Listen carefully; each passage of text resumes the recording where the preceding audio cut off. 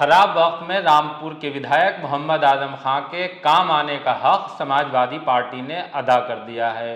वो अल्फाज जो कहे नहीं जा रहे थे उस पर इबारत लिख दी गई है। कपिल सिब्बल को राज्यसभा भेजा जा रहा है। आदाब, नमस्कार, मैं वसीम अख्तर और आप देख रहे हैं द लीडर हिंदी। अपने एक लाइव कार्यक्रम में हमने ये बताया था कि समाजवादी पार्टी आजम खां की नाराजगी को किस तरह से दूर कर सकती है।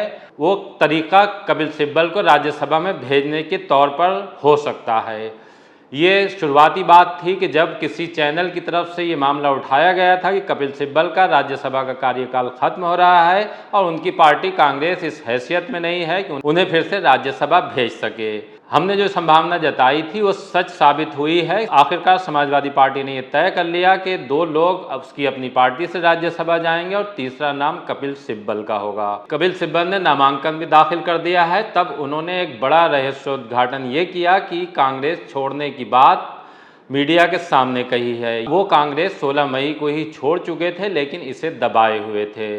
बहरहाल अब ये तय हो गया है कि जिस तरह से आजम खां समाजवादी पार्टी से नाराज थे, समाजवादी पार्टी ने एक बड़ा काम उनके बगैर कहे ही कर दिया है। वो कपिल सिब्बल के तौर पर सामने आया है। कपिल सिब्बल ने आजम खां की ज़मानत में अहम भूमिका निभाई थी। वो उनके वकील हैं और जिस तरह से उन्होंने आजम खां को लेकर सुप्रीम कोर्ट में जिरह की, उसके बाद उनकी ज़मानत का रास्ता माना जा रहा है कि आसान हुआ।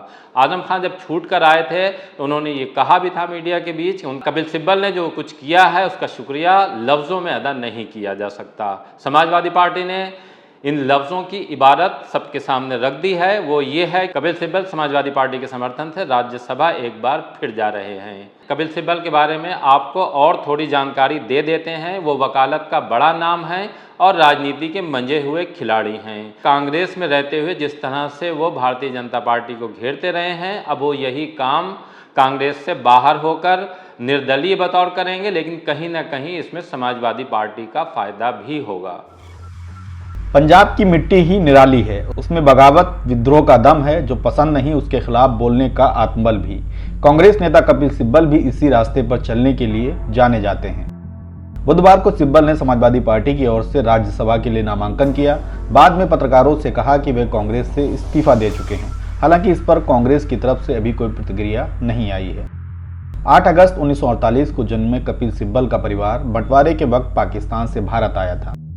पंजाब में जन्म हुआ। दिल्ली यूनिवर्सिटी से LLB और सेंट स्टीफंस कॉलेज से MA किया। 1972 में सिब्बल बार एसोसिएशन के मेंबर बने। इतना ही नहीं, 1973 में देश की प्रतिष्ठित लोक सेवा आयोग की परीक्षा पास करके IAS के लिए नियुक्त हुए थे।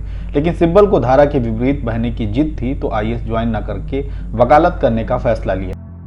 बाद में हार्वर्ड से LLM की पढ़ाई की और अमेरिका के वॉल स्ट्रीट में लॉ प्रैक्टिस की। भारत लौटकर सुप्रीम कोर्ट में प्रैक्टिस शुरू की और सॉलिसिटर जनरल भी बने। करीब 6 बार बार काउंसिल के अध्यक्ष रहे सिब्बल आज भारत के टॉप 10 वकीलों में शुमार हैं। 1998 में सिब्बल पहली बार राज्यसभा भेजे गए थे। उससे पहले उन्होंने लोकसभा का चुनाव लड़ा था, जिसमें वे दिवंगत सुषमा स्वराज से हार गए थे। बाद में कांग्रेस ने उन्हें राज्यसभा भेजा था। सिब्बल ने 2004 और 2009 का लोकसभा चुनाव दिल्ली की चांदनी चौक से लड़ा और दोनों बार सांसद बनकर सदन पहुंचे। मनमोहन सरकार में उन्हें मंत्री के अलावा कई महत्वपूर्ण जिम्मेदारियां मिली। सिब्बल कांग्रेस के थिंक टैंक का हिस्सा रहे हैं, लेकिन पिछले कुछ समय से वे कांग्रेस के उस G23 समूह का हिस्सा हैं जो गांधी परिवार के खिलाफ मुखर रहा है।